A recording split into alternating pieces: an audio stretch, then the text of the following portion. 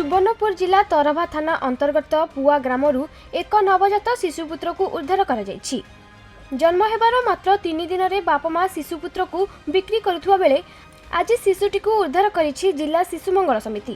मिलिथिबा सूचना अनुसार आज सकाळे पुआ गाँव में नवजात शिशुपुत्र बिक्री होइथिबा सूचना मिलिथिला। खबर पाई जिला शिशु मंगल समितिर एक टीम घटनास्थल में पहुंची सेठारु शिशुपुत्र को उद्धार करी शिशु मंगल समिति कार्यालय को आनिथिले। शिशुटीर स्वास्थ्यावस्था जांच करी चिकित्सा करबाकू ताकू जिला मुख्य चिकित्सालय को नियाजियो बोली सूचना रही।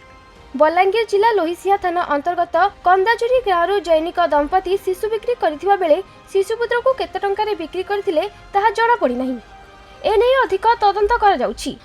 गतकाली राति 2टा समय बलांगीर जिला चाइल्ड हेल्पलाइन आमर जी अच्छा बर्तमान काउनसिलर श्रद्धांजलि सिंह कॉल मध्यम जनईले कि गोटे शिशुपुत्र तांको जिल्लार आम जिला को बिक्री हो जाइए बोली। तो मु सकाळु सकाळु टोटाल गोटे टीम रेडी करथिली जोटा कि सा स्टाफ से तरभा पुलिस एवं आमर कार्यकर्ता आमे समस्ते सकाळु भोरटारू 4:30 समय सोनपुर बाहरिक आमे पुआ ग्राम को जाइथिलु।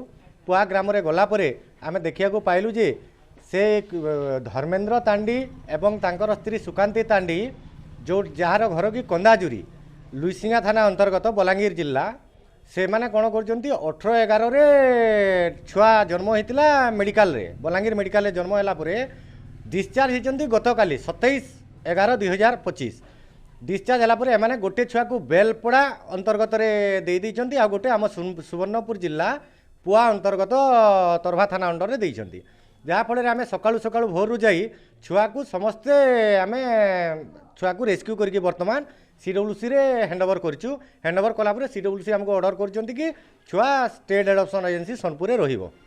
सुवर्णपुरରୁ बीरेन नाग का रिपोर्ट खबर ओडिशा।